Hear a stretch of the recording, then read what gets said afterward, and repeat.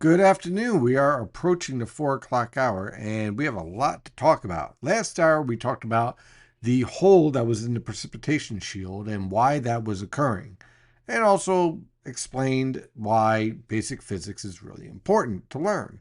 So, now let's take a look at what has happened over the past 60 minutes. Since then, by the way, in Freehold, temperatures have fallen down to about 33 degrees. And guess what? The rest of the region has also seen steady cooling as the cold air transport begins. Again, temperatures are in the 20s over eastern Pennsylvania with steady snow. They are below freezing over northern New Jersey. This is again where we expected the heaviest snowfall, where we were expecting that 6 to possibly 10 inches of snow, which we still have quite some time to get through. Now we're seeing heavy snow being reported in, let's say, Reading, where we're getting heavy snowfall, visibility below a quarter of a mile. Temperatures are in the upper 20s. That snow ratio is starting to rise. We're starting to see that snow move into Philadelphia. If you're watching the game right now, you're seeing snow starting to pick up and develop. You're seeing precipitations redeveloping down here over southern New Jersey, coming in as rain. But again, this is expected with temperatures in the upper 30s to lower 40s down here in southern New Jersey around Atlantic City and Wildwood, where we expect maybe an inch of snow in those locations. But notice off towards Long Island, we have temperatures in the mid 30s and falling with snow reported.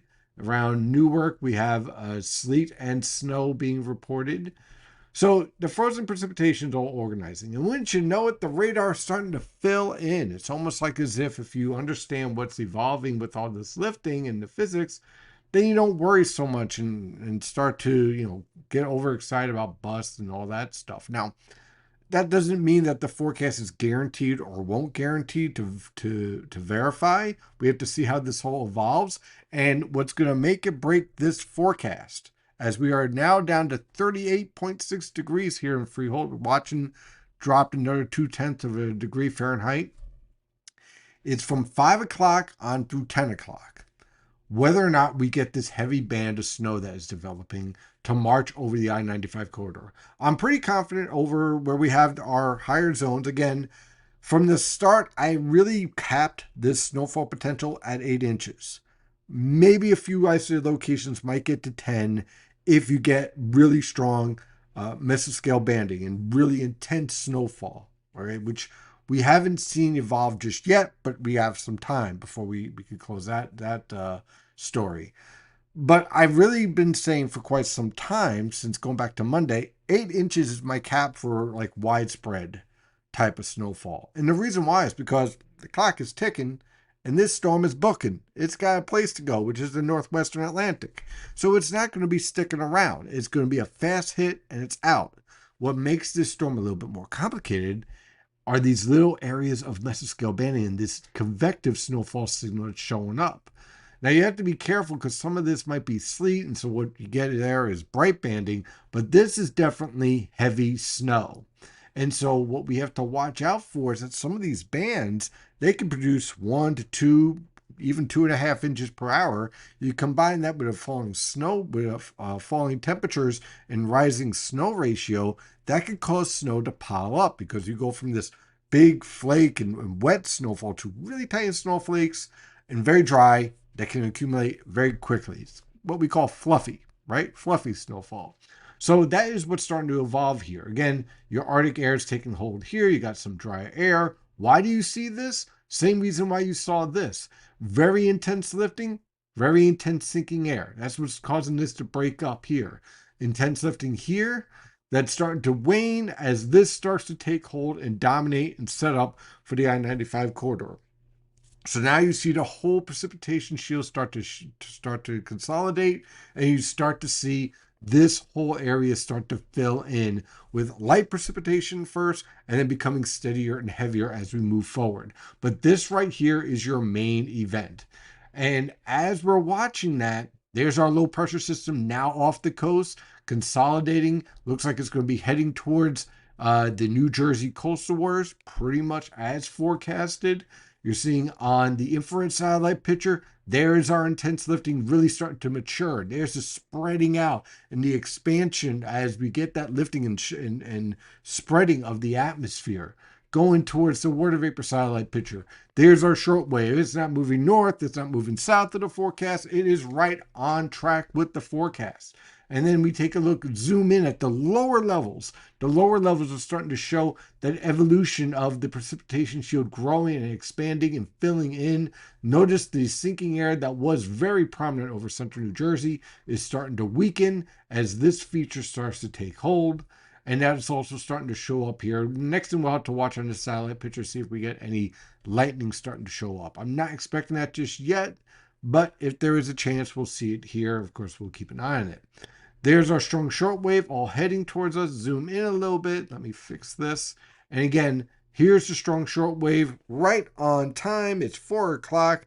The game's supposed to start at 5 in terms of everything starting to change over from northwest to southeast on the I-95 corridor towards the coast. We start that changeover process at 5. We're already ahead of schedule with sleet already being reported. Now we start to go from sleet and rain to snow. So that's where we're starting to move towards. And why do we expect this to be a rapid changeover?